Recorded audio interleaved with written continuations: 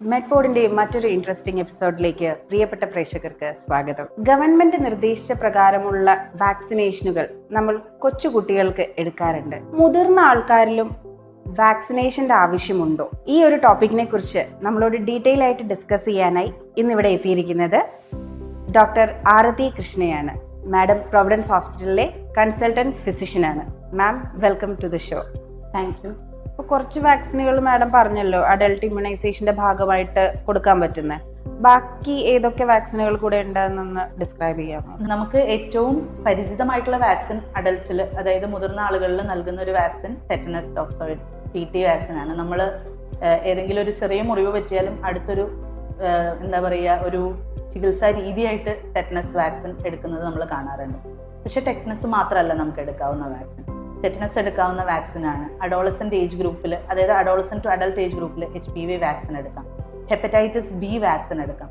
Hepatitis B തീർച്ചയായും എടുക്കേണ്ട ഒരു പോപ്പുലേഷൻ എന്ന് പറഞ്ഞാൽ നമ്മൾ ഹെൽത്ത് കെയർ വർക്കർ, അതായത് ആരോഗ്യ മേഖലയുമായി ബന്ധപ്പെട്ട് നിൽക്കുന്ന ആളുകൾ, ഡോക്ടർമാരാകാം, നഴ്സുമാരാകാം, അറ്റൻഡർ സ്റ്റാഫ് ആകാം. പിന്നെ വീട്ടിലാർക്കെങ്കിലും ഹെപ്പറ്റൈറ്റിസ് B രോഗം സ്ഥിരീകരിച്ചിട്ടുണ്ടെങ്കിൽ അവരുമായി അടുത്ത് ഇടപഴകുന്ന ആളുകൾക്കാകാം. പിന്നെ നമ്മൾ പറയുന്ന മറ്റൊരു കാറ്റഗറി മൾട്ടിപ്പിൾ സെക്ഷൽ പാർട്ട്നേഴ്സ് അല്ലെങ്കിൽ ഡ്രഗ് അബ്യൂസ് ചെയ്യുന്നവർ, ഇവർക്കൊക്കെ ഹെപ്പറ്റൈറ്റിസ് ബിയുടെ സാധ്യത ഒഴിവാക്കാൻ ഹെപ്പറ്റൈറ്റിസ് B വാക്സിൻ നൽകാം. പിന്നെ എൻഡമിക് ആയിട്ടുള്ള സ്ഥലങ്ങളിൽ നമുക്ക് ടൈഫോയിഡ് വാക്സിനും ഹെപ്പറ്റൈറ്റിസ് A വാക്സിനുകളും നൽകാം.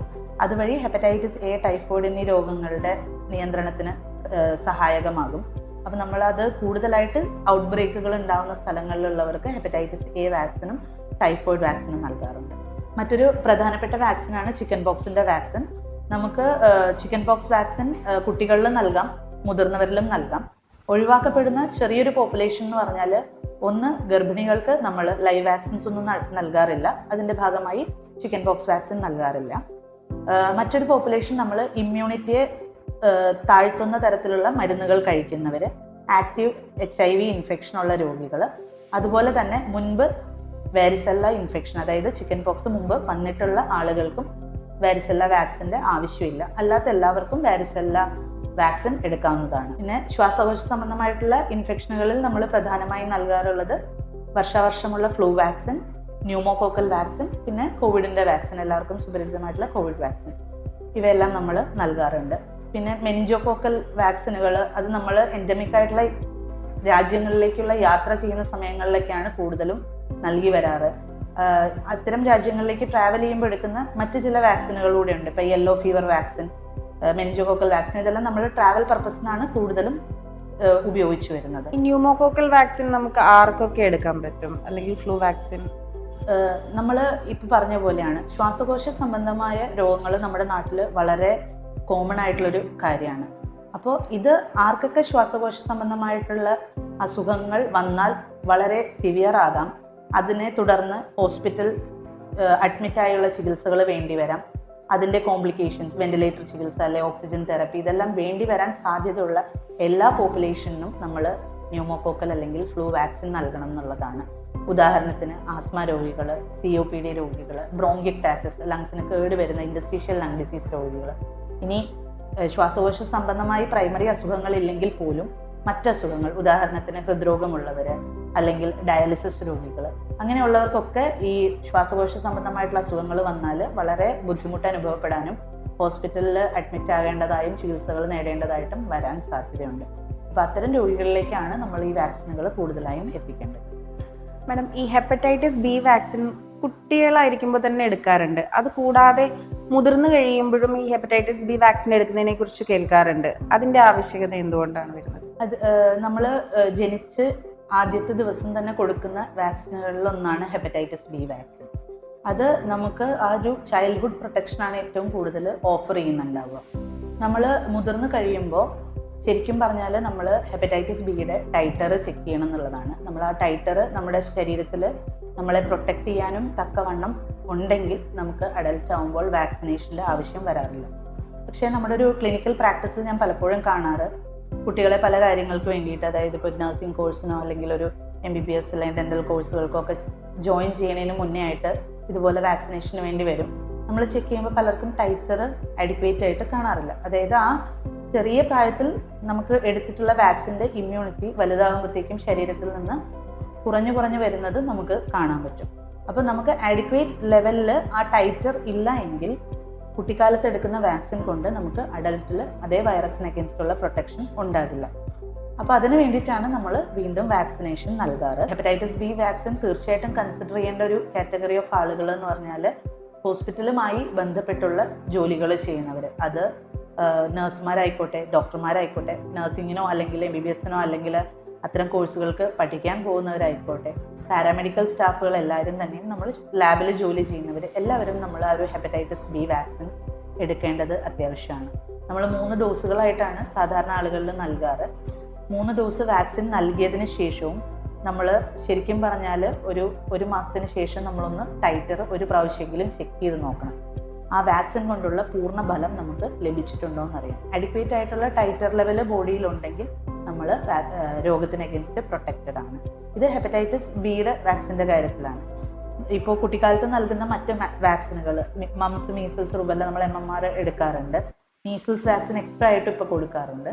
ഇതും നമ്മൾ ചില സാഹചര്യങ്ങളിൽ അഡൽട്ടിൽ നൽകേണ്ടതായിട്ട് വരാറുണ്ട്. പക്ഷെ അപ്പോഴും നമ്മൾ കുട്ടിക്കാലത്ത് എടുത്ത വാക്സിൻ്റെ ടൈറ്റർ നോക്കിയതിന് ശേഷം അഡിക്വേറ്റ് ആയിട്ടുള്ള ടൈറ്റർ ഇല്ലെങ്കിൽ നമുക്ക് വീണ്ടും റീവാക്സിനേഷൻ കൺസിഡർ ചെയ്യണം. അത് അഡൽട്ട് പ്രോട്ടോക്കോളിൽ നമ്മൾ നൽകുന്നതാണ്.